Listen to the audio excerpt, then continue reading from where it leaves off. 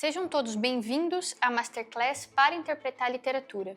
Eu sou a professora Amanda Estela, eu dou aulas de língua portuguesa e latim e criei há alguns anos cursos online de linguagem e literatura, que reuniram milhares de alunos, adultos e crianças, para desenvolver suas capacidades linguísticas e para que eu pudesse ajudá-los a se tornar mais inteligentes. Hoje, nós vamos passar um tempo juntos para estudarmos alguns princípios básicos de interpretação de textos literários, para que você se torne mais capaz de ler e interpretar literatura de alto nível.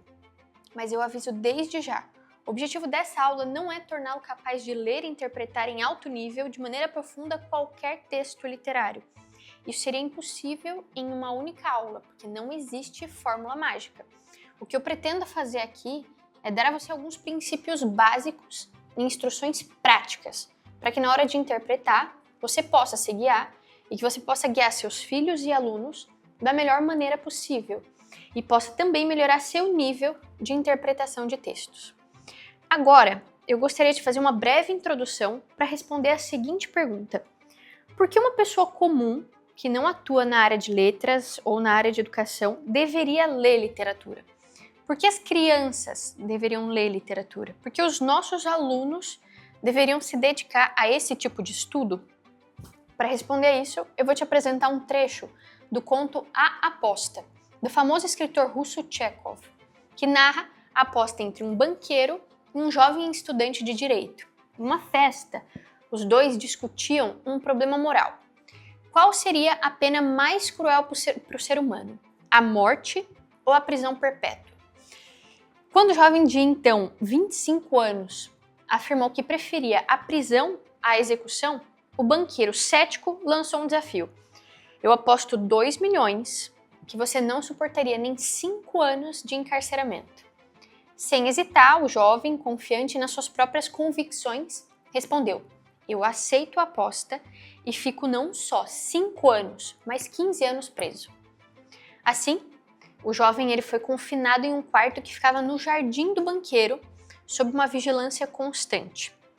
Mesmo privado de qualquer tipo de contato humano, ele tinha acesso a livros, a cartas, a vinho, cigarros, instrumentos musicais, e tudo isso permitia alguma distração a ele. Com o passar dos anos, o comportamento desse jovem foi mudando, e isso causava surpresa e uma inquietação no banqueiro. Diante da proximidade do fim do prazo de 15 anos e arrasado por essa iminente falência, o banqueiro começou a temer as consequências financeiras da aposta que ele tinha feito. E por isso ele decide matar o amigo às escondidas. Na noite em que ele decidiu acabar com a sua vida, ele encontrou uma carta deixada pelo prisioneiro sobre a mesa. Nela, ele leu as seguintes palavras que podem iluminar para nós os benefícios, as razões para que nós nos dediquemos à literatura. Eu vou colocar aqui na lousa para vocês e vou ler esse trechinho para que vocês compreendam um pouquinho do papel da literatura. Amanhã, ao meio-dia em ponto, recuperarei a minha liberdade e o direito de conviver com as outras pessoas. Antes de deixar este quarto e rever o sol, julgo contudo necessário dirigir-vos algumas palavras.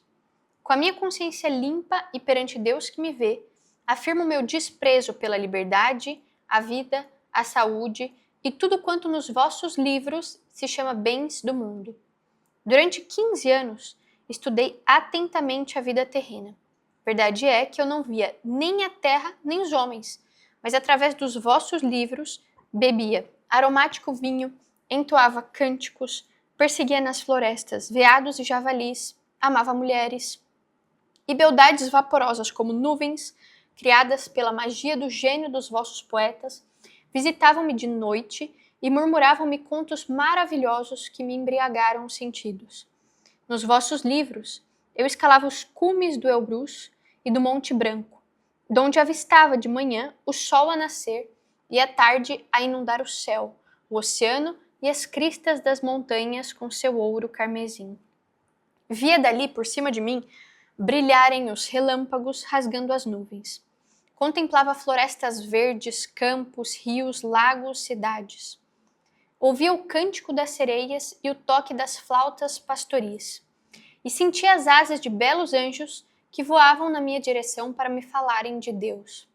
Graças aos vossos livros, despenhava-me em abismos sem fundo, obrava milagres, incendiava cidades, pregava novas religiões, conquistava reinos inteiros. Os vossos livros deram-me a sabedoria. Tudo quanto o infatigável pensamento humano criou durante séculos acha-se comprimido numa pequena bola dentro do meu cérebro. Sou mais inteligente que todos vós, bem o sei. Então, essa carta escrita pelo nosso audacioso advogado manifesta algumas das grandezas escondidas na literatura. A literatura é um condensado de experiências capaz de enriquecer profundamente a nossa formação pessoal e cultural. A literatura é um instrumento poderoso para o desenvolvimento da imaginação. Quando nós mergulhamos em histórias, personagens e universos distintos, nós ampliamos a nossa visão de mundo e nos permitimos ver a vida por outros ângulos. A literatura também nos transporta para além das nossas experiências pessoais e dos nossos limites, abrindo janelas para novas possibilidades e nos ajudando a compreender melhor a riqueza da existência humana. Assim, nós somos convidados a refletir sobre as nossas próprias escolhas e sentimentos, reconhecendo nos diversos personagens e nas diversas situações as nuances da condição humana. Através da literatura, nós percebemos que as emoções e que os desafios que nós enfrentamos não são isolados, não são particulares, mas são parte de uma teia comum que nos une a todos. E essas boas histórias nos desafiam a interpretar, a questionar, a refletir sobre as intenções humanas, nos tornando mais aptos a compreender o mundo e a agir de maneira mais consciente e mais ponderada. Além desse enriquecimento humano que a alta literatura nos proporciona, o estudo aprofundado, disciplinado e sistemático dela, principalmente o estudo da poesia, gera um desenvolvimento linguístico pelo qual a sua inteligência mesma fica sensível e penetrante. Os seus pensamentos e sua capacidade de expressá-los se tornam superiores e você se transforma em uma pessoa intelectualmente mais preparada e capaz para qualquer tipo de estudo. Bom, passada essa breve introdução, agora eu queria começar com uma exposição um pouco mais sistemática e com instruções mais práticas para a interpretação dos textos literários. Então, primeiramente, eu queria fazer uma grande distinção. Eu quero dizer que existem dois grandes gêneros de texto, que são a poesia e a prosa. Tá? Então, não é a mesma coisa ler e escrever poesia e ler e escrever prosa. É claro que vocês notam visualmente a diferença, né? Uma tem a sua disposição dividida em estrofes e versos, e a outra em parágrafos e linhas. Mas isso não é tudo. Não pode ser que escrever poesia seja a mesma coisa que escrever prosa, mas com uma espécie de enter, um espaço maior entre uma linha e outra. A função da linguagem poética é diferente da função da linguagem comum e que chamamos de prosaica, muitas vezes. O fim da língua do dia a dia, da língua coloquial, é comunicar. E comunicar de maneira clara, sem complexidade. Agora, o fim do discurso poético não é esse, é o deleite, porque assim nos diz Horácio em sua arte poética. Ou seja, a poesia, com a sua maneira de comunicar, ela precisa deleitar, encantar, agradar ao leitor. E por que isso? Porque deleitando o leitor, agradando o leitor, ela vai comunicar de uma maneira ainda mais eficiente e duradoura. A poesia não apenas vai transmitir uma mensagem ou uma ideia, mas ela vai embelezar essa imagem, essa mensagem. Ela vai tornar bela a ideia. E assim, ela vai ficar impressa no leitor como um valor. A poesia, ela é capaz de formar os valores de uma sociedade. É por isso que ela sempre esteve presente nos cultos religiosos, nos ritos, nas cerimônias importantes, na educação das crianças e dos jovens. E é assim que uma cultura se preserva. Se você torna belos os seus valores, a beleza ela toca o coração do homem e mantém viva a memória desses mesmos valores. Todos nós conhecemos, por exemplo, o incansável Ulisses, da Odisseia, ou a história trágica da Guerra de Troia, ou os surpreendentes feitos daqueles heróis gregos e romanos, que ainda estão muito presentes no imaginário da nossa cultura ocidental. Isso porque foram transmitidos oralmente, dessa maneira, seus grandes feitos e o que esses mesmos feitos representaram aos homens.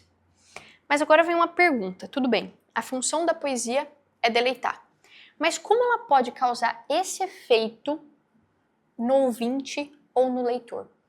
Como ela pode deleitar por meio das palavras? Como ela pode fazer com que um valor fique impresso no coração dos homens que de fato leem aquelas palavras? Bom, então eu quero mostrar para vocês, hoje eu vou dar alguns exemplos, né, alguns pequenos exemplos para ilustrar isso que eu tô explicando. Eu vou mostrar para vocês agora um trechinho de um poema do Gonçalves Dias, que se chama A Tempestade. E ele vai descrever uma tempestade, mas não é só isso. Ele vai trabalhar com uma camada sonora da língua, e esse trabalho que ele faz consciente com a camada sonora da língua vai nos mostrar como que o homem pode sentir deleite ao ouvir palavras umas ao lado das outras num texto. Então, como isso pode agradar o sentido da audição do homem? Eu vou colocar aqui na tela esse trechinho para vocês. E primeiro a gente vai ler, certo? Prestem bastante atenção no modo como eu leio. E depois eu vou explicar um pouquinho, eu vou fazer vocês perceberem algumas coisas sobre esse trechinho. Um som longínquo, cavernoso e oco, rouqueja na amplidão do espaço morre. Eis outro, ainda mais perto, ainda mais rouco, que ao pestre cimos mais veloz percorre, troveja, estoura, troa e dentro em pouco, do norte ao sul de um ponto a outro corre, devorador incêndio alastra os ares, enquanto a noite pesa sobre os mares. Então preste atenção, desde essa camada mais sensível da língua, sensível que a gente diz é que entra pelos sentidos, a camada que toca a audição, o poema ele deve cumprir essa função de deleitar, usando os recursos mesmos da língua para isso, os recursos da língua em que ele foi escrito. Só que aqui a gente precisa causar, e para isso ele precisa causar o máximo de deleite em todas as camadas de sentido que ele puder.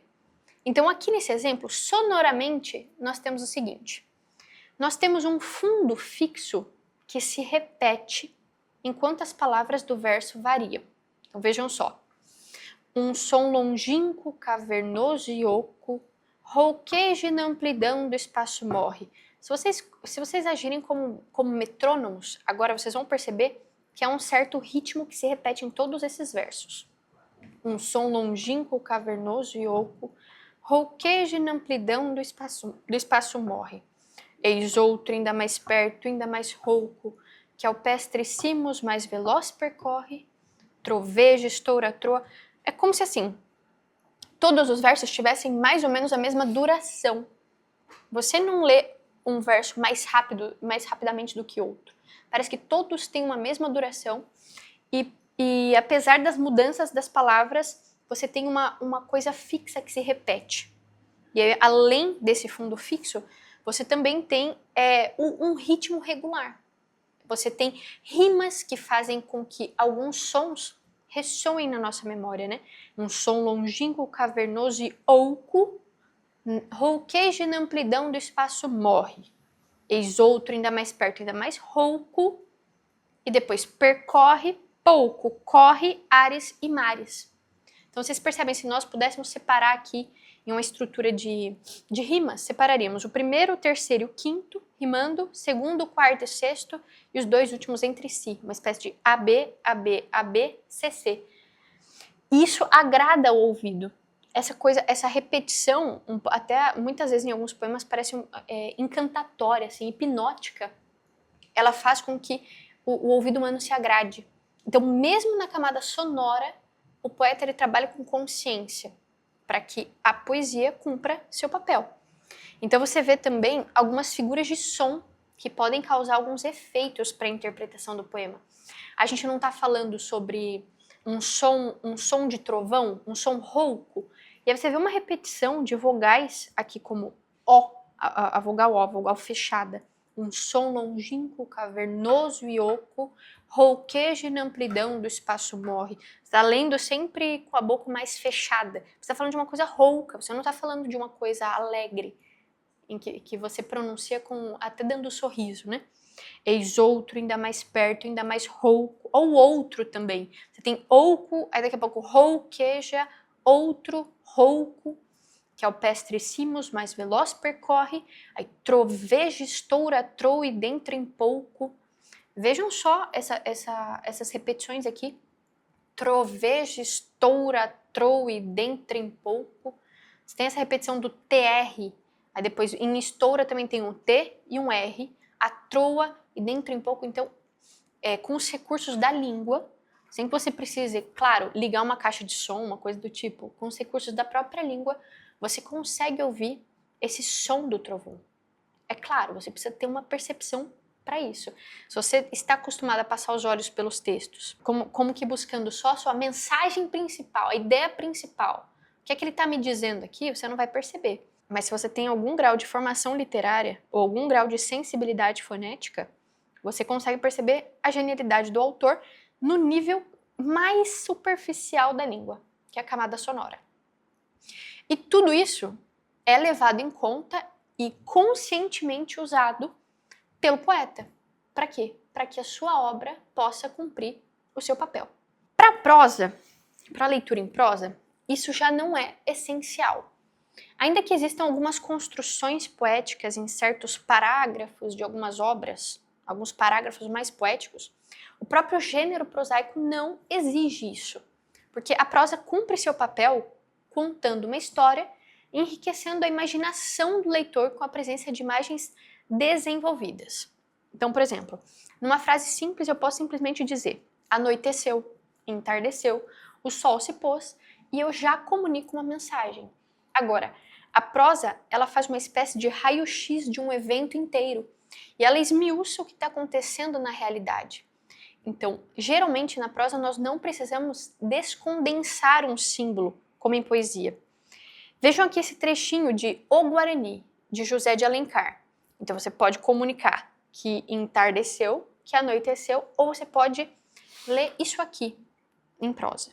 A tarde ia morrendo, o sol declinava no horizonte e deitava-se sobre as grandes florestas que iluminava com seus últimos raios. Então vamos acompanhando a leitura desse trecho, né? Eu já contei, a tarde ia morrendo, até poderia parar por aí. O sol declinava no horizonte, só que eu quero enxergar mais. Eu quero participar desse evento. Eu quero que a minha imaginação experimente esse evento. O sol declinava no horizonte e deitava-se sobre as grandes florestas, que iluminava com seus últimos raios. A luz frouxa e suave do ocaso, deslizando pela verde alcatifa, que é uma espécie de tapete, né? É claro, depois a gente vai falar sobre a necessidade de procurar algumas palavras desconhecidas no dicionário, enfim. Mas vão vivendo isso aqui.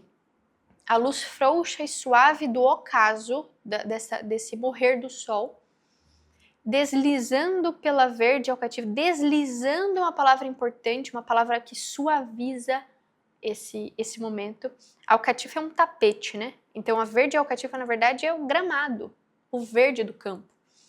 Enrolava-se como ondas de ouro e de púrpura sobre a folhagem das árvores. Os espinhos silvestres desatavam as flores alvas e delicadas. O ouricure abria suas palmas mais novas para receber no seu cálice o orvalho da noite. Os animais retardados, os últimos, procuravam a pousada, enquanto a Juriti, chamando a companheira, soltava os arrulhos doces e saudosos com que se despede o dia. Vocês vejam, assim, o tempo todo o tom de melancolia dessa tarde morrendo. Quando você trabalha a interpretação desse texto, você pode pensar em várias intenções do autor. A tarde ela vai morrendo. E por que ela diz que vai morrendo? Por que você está, de alguma maneira, personificando a tarde se ela não é um ser animado, que tenha alma? E aí tem todo esse trecho de melancolia, né? Soltava os arrulhos doces e saudosos com que o dia se despede. É a despedida de um dia. Parece a despedida de uma pessoa. E muitos autores às vezes dizem, né, ou fazem textos literários com esse tema, de que a vida do homem pode ser comparada a um dia. Então, um dia que nasce o sol vai crescendo, né, no céu, vai ficando cada vez mais alto e todas as coisas mais vivas, mas depois você vai envelhecendo, você vai se preparando para se despedir, e à noite, até o modo como você se deita na cama, até o modo como você vai dormir, pode lembrar a própria morte do homem e a morte do dia também. Então, ele conta todo esse evento numa floresta. Você que nunca participou de um cair da tarde na floresta, você consegue sentir essas sensações. Depois no final dessa aula, eu vou dar uma espécie de passo a passo para vocês, muito importante, para que vocês possam usar para interpretação, mas eu já diria assim, para experimentar essas coisas. Se você não sabe o que são certas flores delicadas, o que é essa ouricure que abre as suas palmas mais novas, vai procurar imagens. O que é o juriti que chama a companheira, que solta arrulhos? Que som é esse? Procura. Vai tentar viver, experimentar isso na sua imaginação. Um concerto de notas graves saudava o pôr do sol e confundia-se com o rumor da cascata, que parecia quebrar a aspereza de sua queda e ceder à doce influência da tarde. Às vezes a gente não pode passar os olhos por essas descrições, mesmo prosaicas, como se estivéssemos só procurando uma mensagem principal, ou o que acontece. Né? Infelizmente, é assim que a gente é ensinado hoje nas escolas. O que é que acontece, qual é o fato principal, qual é a ideia principal.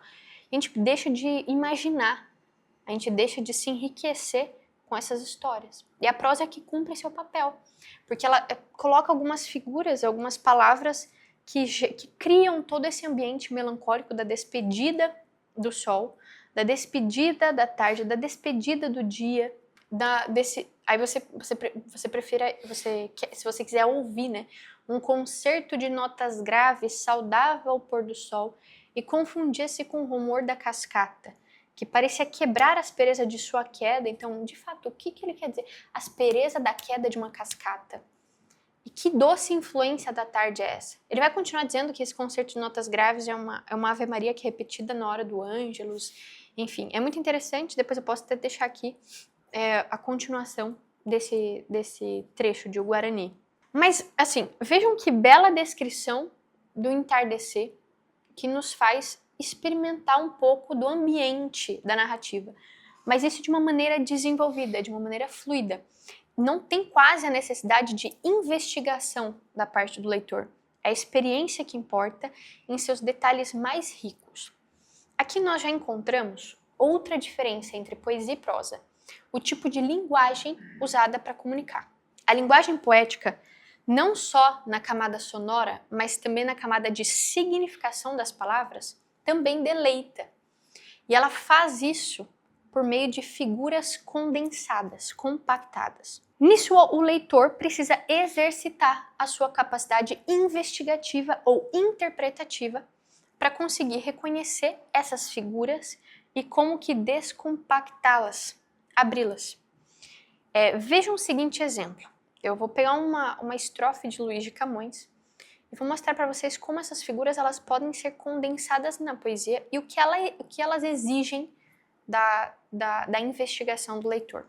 Amor que o gesto humano não me escreve, vivas faíscas me mostrou um dia, donde um puro cristal se derretia, por entre vivas rosas e alva neve. Tá bom. Agora a gente precisa se dedicar a interpretar esse texto. Porque não é a mesma coisa que ler fluidamente um parágrafo de prosa, um parágrafo em prosa, e simplesmente ir experimentando aquelas coisas que aquelas palavras, como que numa esteira, vão nos dizendo, uma atrás da outra, uma atrás da outra. Não, a poesia exige tempo. Então você olha aqui. Amor que o gesto humano não escreve. Aí você já vê o seguinte, o que é que escreve o quê nesse primeiro momento? Eu vou precisar investigar um pouquinho para entender. Agora, o que é o gesto humano? Eu vou até marcar aqui na lousa. O que é esse gesto humano? Aqui a gente consegue perceber que a palavra gesto, que comumente é usada por nós como algum tipo de aceno ou coisa nesse campo de significação, já não está sendo usada. Essa palavra não está sendo usada com esse sentido coloquial. Amor que o gesto humano na alma escreve. Vivas faíscas me mostrou um dia. Vivas faíscas? A gente não estava falando de amor e do gesto humano. Então, amor que escreve na alma o gesto humano. Escrever imprime. Como a gente não está numa aula prática, eu vou ter que já ir conduzindo a interpretação de vocês para esse lado. Mas depois eu vou dizer como é que vocês chegariam até aí, no final dessa aula. Amor que escreve o gesto humano na alma me mostrou um dia vivas faíscas. Faíscas? Donde um puro cristal se derretia por entre vivas rosas e alva-neve. Professora, na camada sonora, essa estrofe deleita? Sim.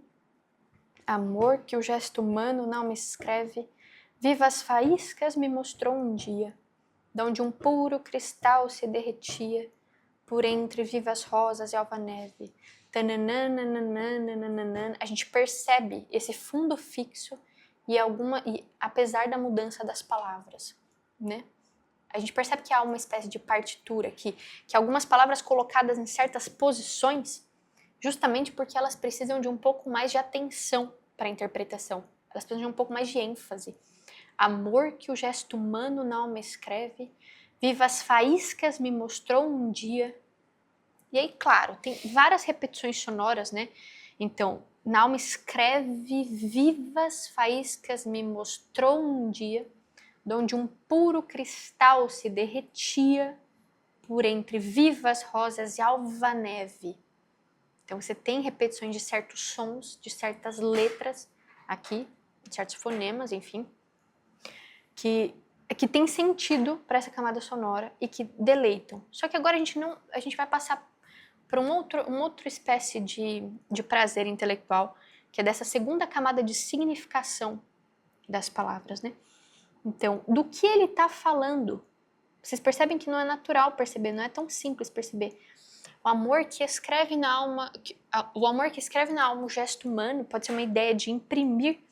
O gesto aqui está sendo usado como a palavra mesmo é usada no latim, como verbo gestar, carregar, né? Carregar consigo, o modo como uma pessoa está se carregando a si mesma.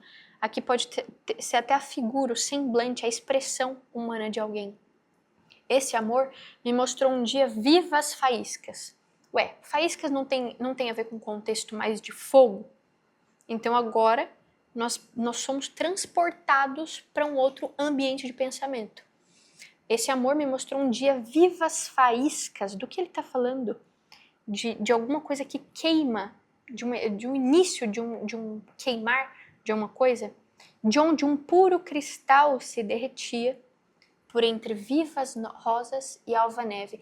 Então, a figura da faísca, a figura do cristal se derretendo, a figura das vivas rosas e da alva-neve, todas essas figuras, elas não nos dizem exatamente o que é que o amor mostrou um dia para ele.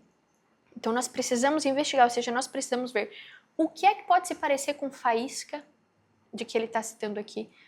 O que se pode parecer com um cristal se derretendo?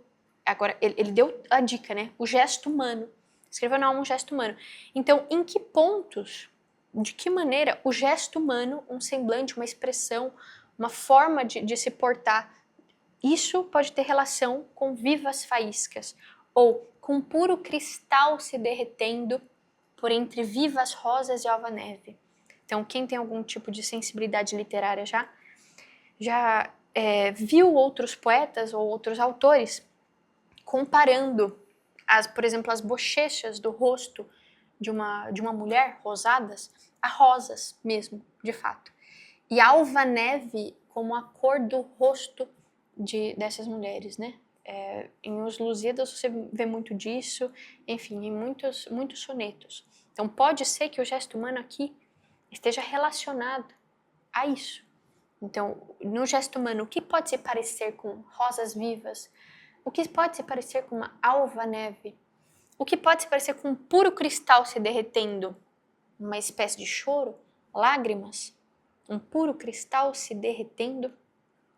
Por entre essas vivas rosas, e aí você tem essa relação entre as faíscas e o derreter-se.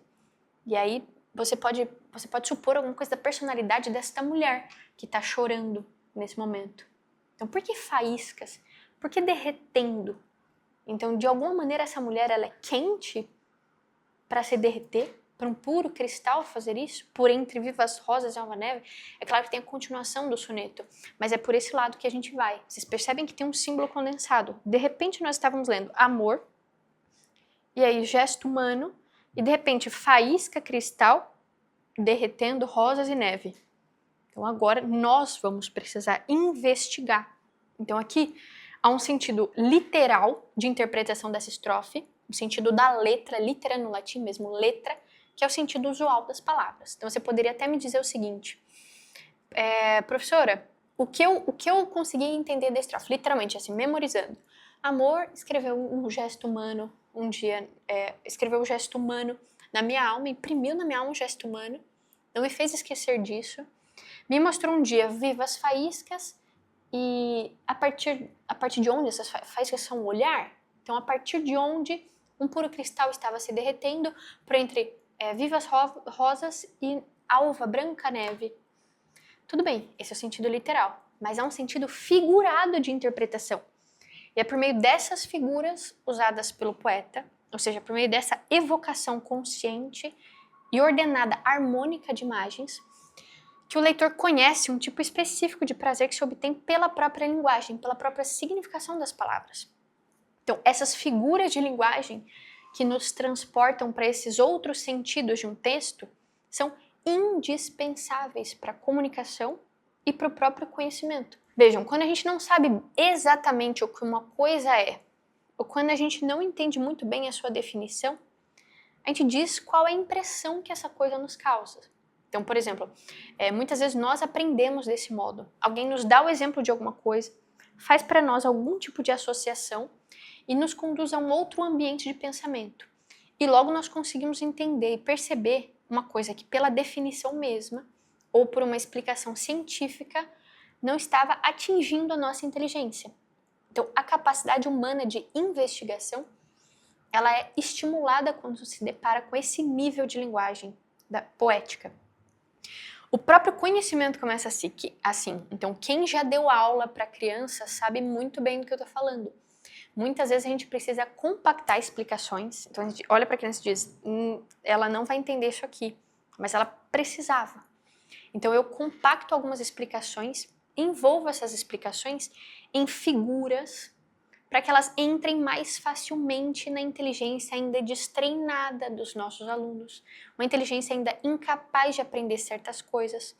E assim, os conceitos mesmos, as explicações, elas entram na inteligência, só que passando primeiro pela imaginação.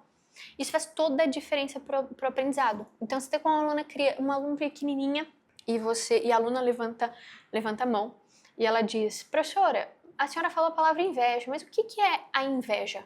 E você vai falar o quê? A inveja é um sentimento que faz isso e isso. Difícil, às vezes ela nunca sentiu. E aí você tem, por exemplo, na literatura, um mito que se chama A Gruta da Inveja.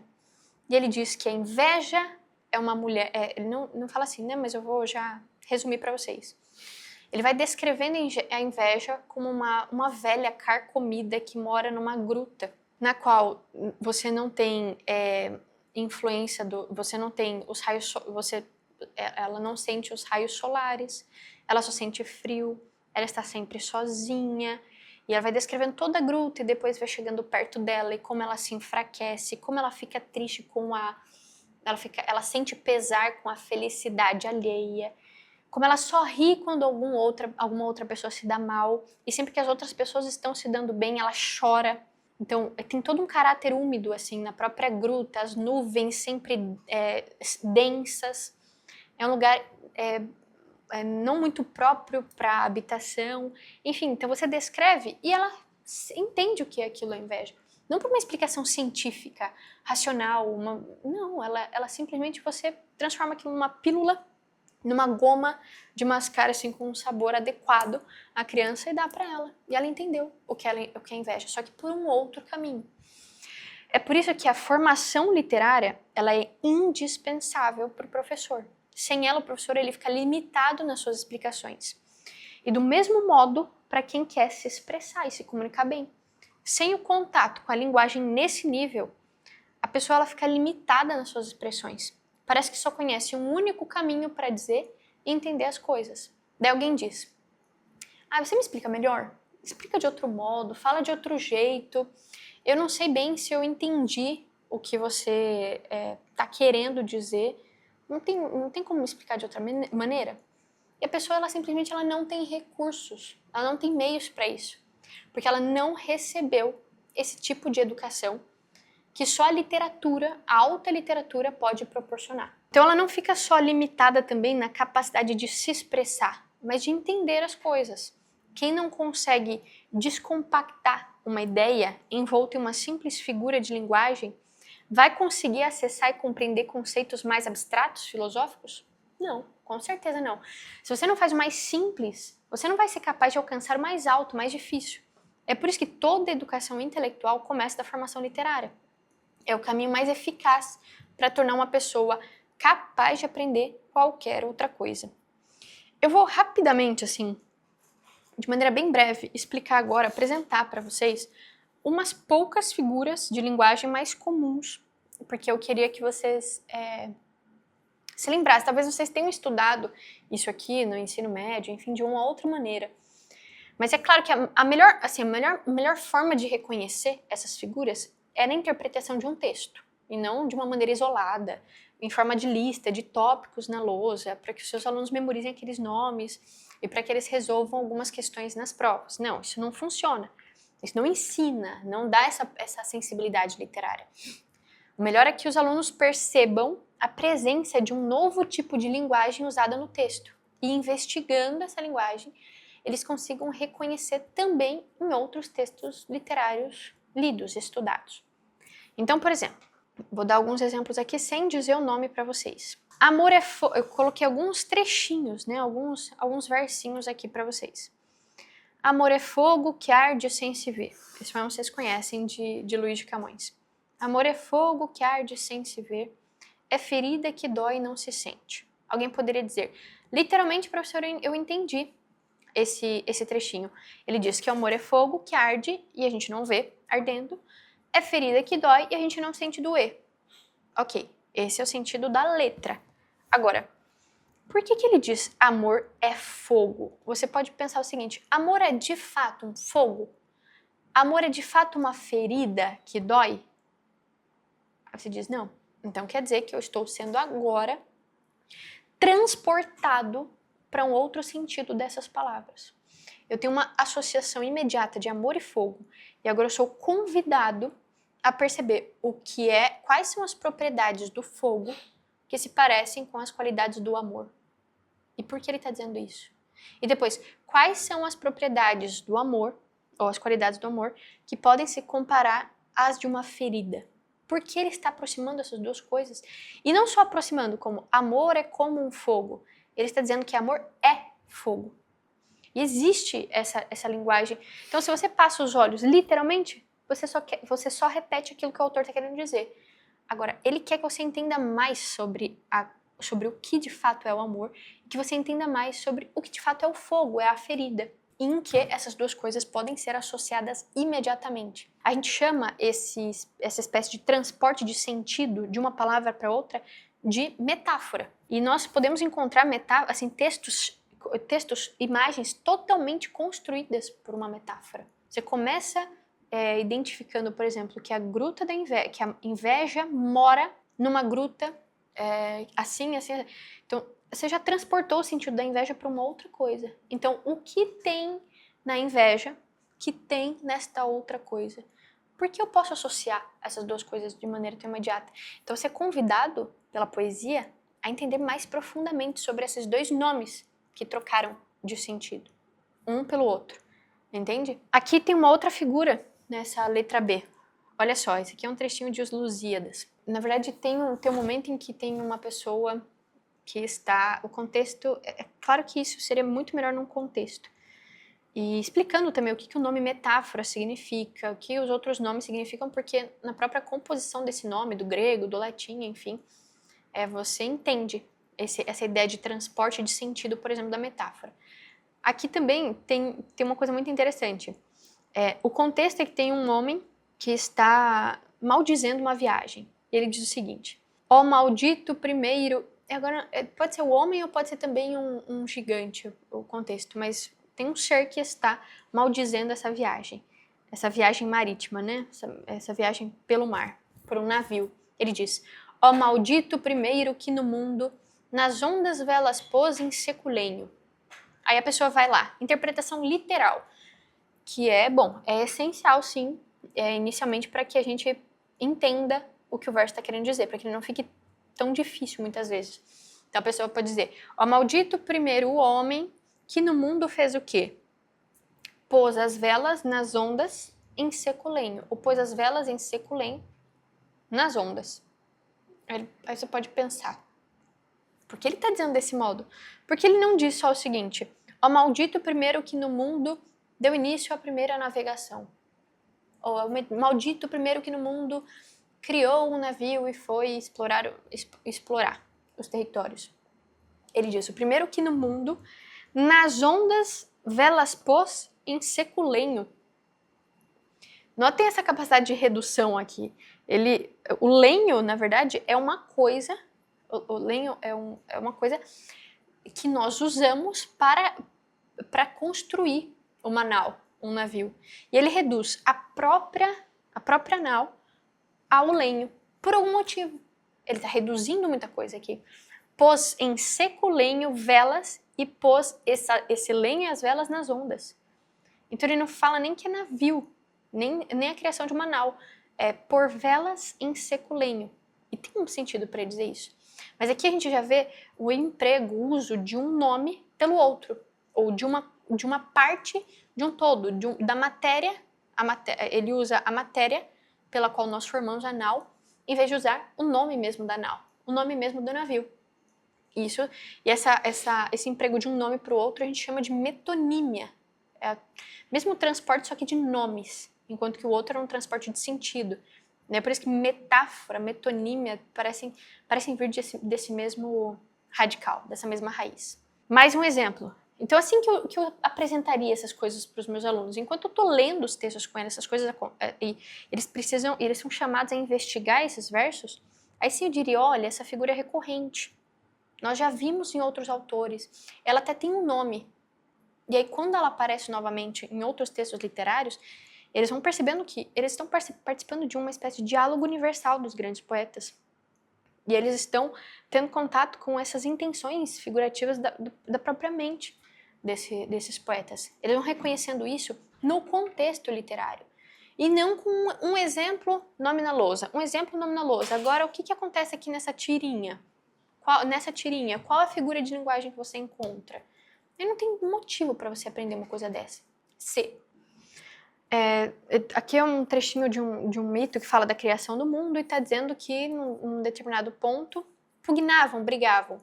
Frio e quente, úmido e seco, mole e duro, o que é leve e o que é pesado. Então, no início mais caótico do mundo, da criação do mundo pelos pagãos, ele diz que as coisas brigavam entre si. Que coisas? As coisas que são completamente opostas.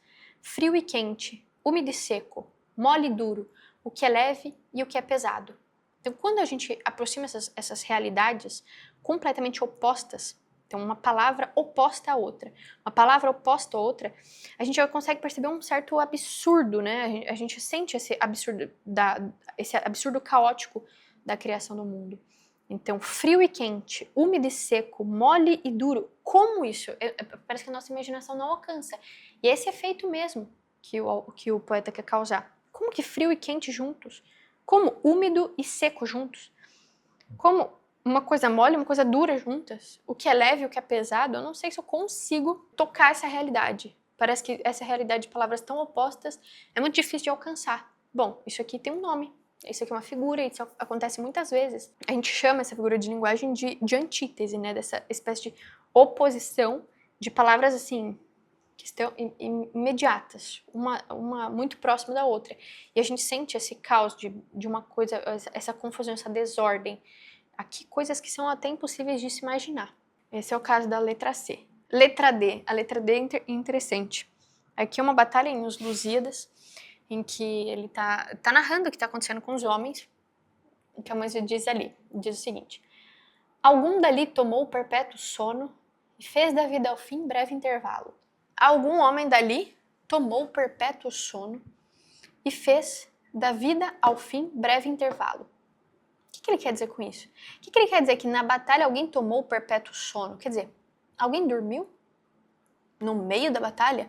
Então, não. Então, quer dizer que sono já não está sendo usado da maneira habitual. Perpétuo, um sono perpétuo. Perpétuo me dá uma ideia de duradoura. O sono geralmente não é tão duradouro, perpétuo, dessa maneira, que dura até o fim. E ele diz que, além disso, ele fez da vida ao fim um breve intervalo. Então, notem, aqui ele não está falando exatamente do sono. Aqui ele está falando de algum dali morreu. Só que para não dizer morreu, ele usa essa maneira mais agradável de dizer. Então, alguém tomou um perpétuo sono naquele momento e fez um breve intervalo da vida ao fim. Então, o intervalo do estar vivo e do fim de estar vivo geralmente é longo, né? Às vezes dura 50, 60, 70, 80. Ele diz que fez um breve intervalo entre a vida e o fim. Então, esse tipo de figura de linguagem a gente identifica, e como ele é recorrente em vários textos literários, a gente encontra um nome para ele, que é esse nome de eufemismo. E é isso mesmo que essa palavra em grego significa, uma espécie de agradar ao dizer. Letra E. Bramindo negro mar de longe brada, como se desse em vão em algum rochedo.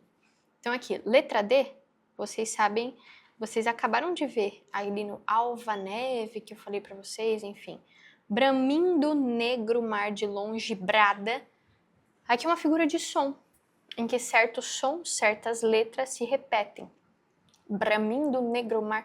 E por quê? Porque aqui ele quer mostrar pra gente como é que esse mar está bradando, como se ele estivesse dando em vão em algum rochedo, como é o movimento desse mar. E a gente pode, do mesmo modo como o trovão ali, troveja, estoura, troa, a gente tem um TR, aqui a gente tem esse BR, esse GR, depois BR novamente.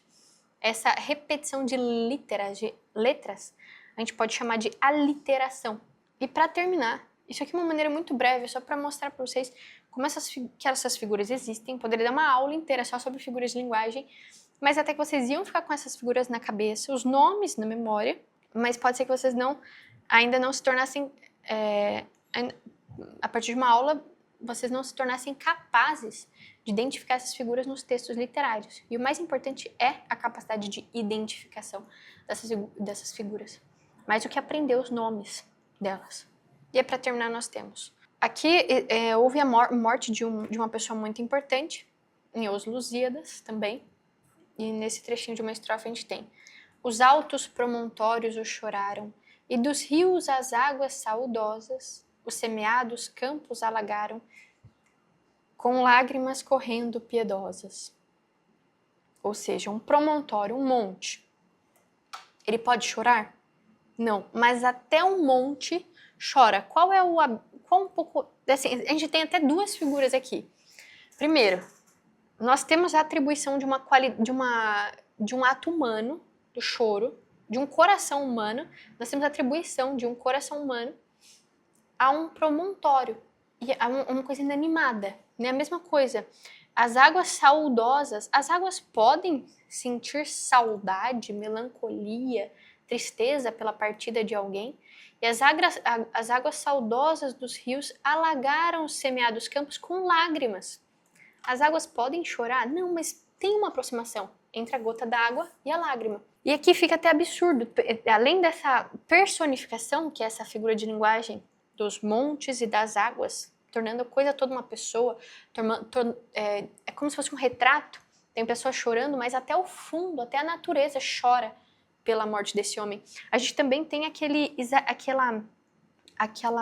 modo de dizer mais exagerado, que de fato, até as coisas mais duras, até os montes mais secos, mais rígidos, mais fixos, eles choram a morte de alguém.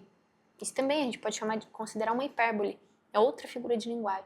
Ou seja, e não uma só num trecho. Ou seja, essa aqui, ela é a riqueza da poesia.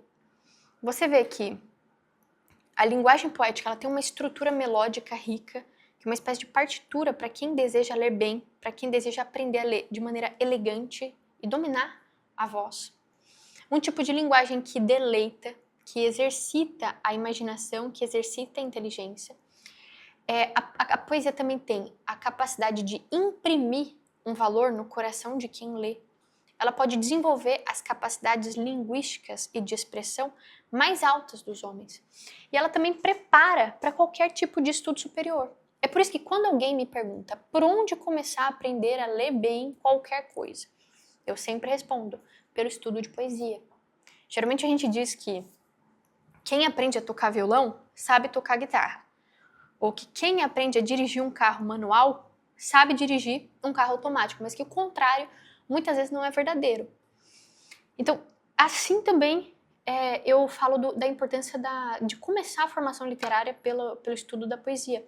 Como nós não temos tempo a perder na nossa educação, na educação dos nossos filhos, dos nossos alunos, é muito importante começar pelo melhor que nós temos. Então, estudando profundamente poesia de alto nível, nós nos tornamos capacitados a ler a prosa dos nossos melhores autores, ou a interpretar textos mais exigentes, como textos filosóficos, e também textos mais banais, como aqueles textos que caem nas avaliações escolares, nos vestibulares das faculdades mais renomadas do país. Tá bom, professor, eu entendi isso da importância do estudo da poesia.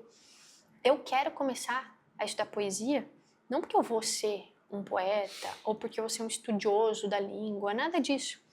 Mas eu quero começar a interpretar a poesia para desenvolver isso em mim. Essa sensibilidade literária, essa capacidade para os estudos mais altos, superiores. Porque essa é mesmo a função da poesia. Mas eu preciso de uma ajuda sua. Eu preciso de um passo a passo, tá? Então, eu queria dar uma espécie de passo a passo agora para vocês. Não fechado, não rígido, assim, completamente, eu não posso alterar nada. Não, eu quero sugerir algumas coisas que vocês podem fazer. Sendo a última uma das mais importantes, eu quero sugerir isso, que se vocês querem começar assim, para hoje, eu quero começar minha formação literária para hoje, o que você me sugere, professora? O que eu preciso ter? Bom, eu já disse sobre a escolha dos textos. Olha o nível de linguagem que a gente está observando. Linguagem poética, essa melodia, essa estrutura melódica da poesia, os nossos melhores poetas. E começar daí. E depois prosa, o melhor que nós temos em prosa, porque começando por aquilo que é mais difícil, a gente consegue acessar aquilo que é mais baixo, aquilo que é mais básico para nós, aquilo que é mais simples para nós. Ok. Então, tudo bem. E aí eu já entendi também, professora, que nem todo tipo de texto digitado como poesia pode ser chamado de poesia. Porque eu tive contato com uma experiência de leitura agora que eu não tinha visto em letras de música de fulano de tal, que todo mundo considera poesia, mas não tem esse nível de consciência fonética, e não tem também esse nível de consciência do uso das palavras, das figuras criadas, da unidade poética, da unidade entre a forma e o conteúdo da poesia. Você não vê isso em qualquer pessoa considerada poeta, em qualquer letra de música, em um texto, um bilhete. Nada, poesia não é isso. Poesia não é um despejar de sentimentos, a expressão dos meus sentimentos. Não, isso não é poesia. Para cumprir a função de poesia, ela precisa deleitar o máximo possível em todas as camadas de sentido. E nesse caminho, ela precisa, é disso que a gente está falando. E não de leitura de bilhetes, de letra de música, enfim. Então agora eu quero começar hoje e eu preciso de um passo a passo para interpretar. Como eu posso começar, professora? Bom, a primeira coisa que você precisa ter é um dicionário, que não precisa ser físico, não vamos complicar a vida de ninguém. Um dicionário pode te ajudar em que sentido? Quando você tem contato com essa linguagem poética, muitas vezes você não conhece muitas palavras que vão aparecer. Ou mesmo as palavras que você conhece, como a palavra gesto, elas estão sendo usadas num outro nível de leitura e de interpretação. E para isso você precisa conhecer um pouquinho da história daquela palavra. Então pegou ali, por entre vivas rosas, alva neve, a ideia do alva, talvez seja uma palavra desconhecida, a ideia desse gesto, enfim. Para e faz uma breve pesquisa no dicionário. E às vezes da pesquisa do dicionário, uma coisa muito interessante que eu sugiro que os meus alunos façam é o seguinte: eles podem voltar à raiz daquela palavra, que é um estudo de etimologia, geralmente eu digo, né? A raiz, ela foi formada por quais palavras em latim? Porque muitas vezes quando você descobre com a raiz daquela palavra, como ela foi formada em latim, por exemplo, você sabe a própria definição dela. A própria definição. Por exemplo, no grego, o que significa metonímia? O que significa metáfora? O que significa aliteração, por exemplo, no latim? Então, de onde essas palavras vêm? Isso é uma breve busca que vocês fazem na internet. A etimologia da palavra tal. Aí já vai dar, do grego, do latim tal. Aí se vocês têm um dicionário online de latim, aquele dicionarioonline.com, do Ernesto Faria, você joga essas palavras e você vê o significado de cada uma delas e pronto, já descobre a definição. Qual dicionário você recomenda, professora? Qualquer um que tenha essas palavras. Então, eu uso muitos dicionários ao mesmo tempo. Eu uso o Aulete Digital, que tem alguns verbetes no original, verbetes antigos, e alguns exemplos na literatura. É só vocês digitarem aí Aulete Digital. Tem também o Priberam, que é um outro dicionário. Assim, qualquer dicionário que te dê definições mais desenvolvidas das palavras. Além do dicionário e dessa etimologia, eu também sugiro, o que é obrigatório quando vocês vão começar a ler poesia? Que vocês leiam em voz alta, né? Então, poesia não é só para passar os olhos pelo poema, vocês precisam ler em voz alta para perceber essas nuances sonoras, para criar esse tipo de sensibilidade que te faz identificar essas figuras de som ou esse deleite causado no ouvinte, naquele que ouve. A poesia ela era oral. Depois começaram a escrever poesia, mas poesia era transmitida sempre oralmente. Até um absurdo ler poesia com os olhos. Você precisa recitar o poema e procurar recitar da maneira certa, imitando alguém que o faça. Além disso, também, eu diria para vocês começarem, muitas vezes, a interpretação do texto por essa interpretação literal que a gente fez. Porque, às vezes, nem o literal a gente consegue alcançar. Então, por exemplo, o que significa os altos promontórios o choraram? Choraram quem? Choraram o fulano que morreu. E dos rios as águas saudosas, os semeados campos alagaram. E às vezes você precisa, para alcançar o literal, o sentido mais superficial, você precisa fazer uma manobra do tipo: e as águas saudosas dos rios alagaram os semeados campos com lágrimas correndo piedosas.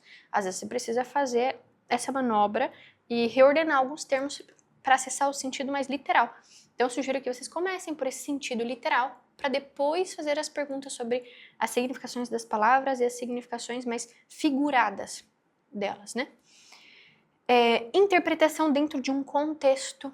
Então, não quero viajar na maionese, professora, eu não quero sentir que as águas saudosas estão fazendo uma coisa que elas não estão. Então, preste atenção no contexto inteiro.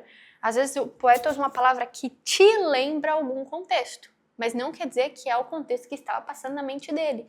E por isso, você tem que olhar para o todo do poema, o todo do texto. Então, por exemplo, se ele estava falando de vivas rosas, aí alguém poderia dizer: então vivas rosas, as rosas estão no jardim. Então aconteceu alguma coisa no jardim.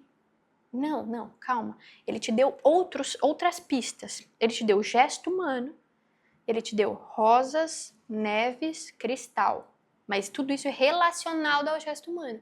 Então, a sua interpretação da figura de linguagem, o seu reconhecimento da figura de linguagem, deve ser feito dentro de um contexto global de interpretação daquele poema ou daquela estrofe, tá?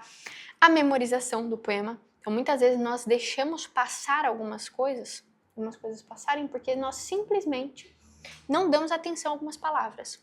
E quando você memoriza um poema, vou memorizar esse soneto de Camões. Amor que o gesto humano não me escreve, viva as faíscas me mostrou um dia. Eu tenho ele comigo sempre. Então, quando minha inteligência se iluminar em algum outro momento, eu posso entender alguma coisa nova sobre essas figuras. Alguma coisa nova sobre a interpretação desse texto. Isso eu posso fazer. E eu vou dar atenção a cada palavra que me aparece. Porque é assim que a memorização te obriga a se lembrar delas. Te obriga a se atentar a todas elas. Né? Então, eu recomendo a memorização de poesia, claro. Talvez algum exercício como o uso da paráfrase. Então, a paráfrase é esse exercício de recontar as coisas com as próprias palavras. Então, quando você está recontando um poema, você leva em consideração o que você entendeu dele. E depois você pode ir aperfeiçoando essa paráfrase sem olhar para o texto. O importante da paráfrase é o seguinte, você tirar o texto de perto e você começar a expressar você mesmo o que você entendeu do texto. Aí você vai sentir falta de alguma coisa, você vai querer olhar para o texto de novo, porque aquilo não ficou tão bem guardado dentro de você. Você passou por um verso e não prestou atenção nele. Então, você vai ver o que você conseguiu absorver daquele poema numa primeira leitura. Depois você lê de novo, volta para a paráfrase, vai aperfeiçoando aquela paráfrase, aquele seu modo de recontar aquele texto, aquilo que você entendeu do texto, e vai aparando arestas, né? Você vai mexendo com a sua paráfrase até que chegue numa boa... É claro que você não vai fazer uma recriação poética, não é disso que eu estou pedindo, mas, bom, que você consiga se expressar com relação a ele e consiga ordenar suas ideias. A paráfrase é um ótimo exercício para ordenar as coisas na sua cabeça. Eu percebo comigo, às vezes, quando eu tô com muita tarefa para fazer, a primeira coisa que eu preciso é despejar tudo num papel. E aí, depois que eu despejo, eu tenho as coisas mais ordenadas diante de mim, porque facilita o sentido da visão facilita um pouco o meu trabalho e a memória fica menos sobrecarregada. E a mesma coisa, às vezes você acha que você entendeu muita coisa, tá tudo assim embolado. Aí a paráfrase faz com que você coloque tudo num papel, você mesmo se organize seus próprios pensamentos. Tá, mas agora eu vou falar de um item, de uma coisa assim muito, muito importante. Como é que eu vou aprender a interpretar desse jeito completamente sozinho, se não com a condução de um mestre ou de um professor que já passou por um rigoroso treinamento literário e que tem experiência com esse tipo de obra clássica? Muitas vezes a gente precisa ver alguém fazendo para entender como é que se faz. Assim como um aprendiz de carpintaria precisa observar um carpinteiro experiente, os seus movimentos, as ferramentas de que ele dispõe, o modo como ele segura as ferramentas, a força que ele dedica aos movimentos, também o estudante precisa observar como é que um professor experiente trata o texto, quais são os passos intelectuais que ele dá para chegar a algumas conclusões, como é que ele aprecia as imagens apresentadas pelo texto, como é que ele justifica as suas interpretações. Essa arte, ela é transmitida de um ser humano para outro, de um ser humano treinado, dedicado, educado desse modo. Um mestre de leitura que pode ler na sua frente e vai te mostrando como é que se faz. Esse é o papel do professor de literatura, de letras, que conhece todos os passos para ler cada gênero textual e principalmente o mais exigente de todos, que é a poesia. E por isso mesmo, ele lê bem todo o restante. Ele sabe decodificar o som sem erro, ele sabe entonar e pausar, ele lê e interpreta com consciência, ele identifica as figuras, deduz a função delas, seu sentido, ele estuda as referências, ele reconstrói a sintaxe dos versos e domina todos os versos. Por isso, se você quer realmente desenvolver essa capacidade de interpretar grandes textos clássicos da literatura, é bom que você veja alguém interpretando. O ser humano, ele é um ser imitativo. Ele começa a aprender qualquer coisa imitando. É assim que ele adquire experiência prática em qualquer arte. Eu faço isso nas minhas aulas. Eu tenho cursos gravados só disso, né, como formação de leitores inteligentes. E eu quero deixar aqui uma próxima aula, segunda aula para vocês, dessa mesma masterclass, em que eu vou fazer uma interpretação de um texto clássico junto com você, para que você perceba como é que se faz. Eu peço que você assista a essa próxima aula, seguindo os meus passos, porque eu acredito que é nela que você vai ver em concreto como é que se põe em prática todas essas instruções que eu dei aqui, tá bom? Então, a gente se vê lá.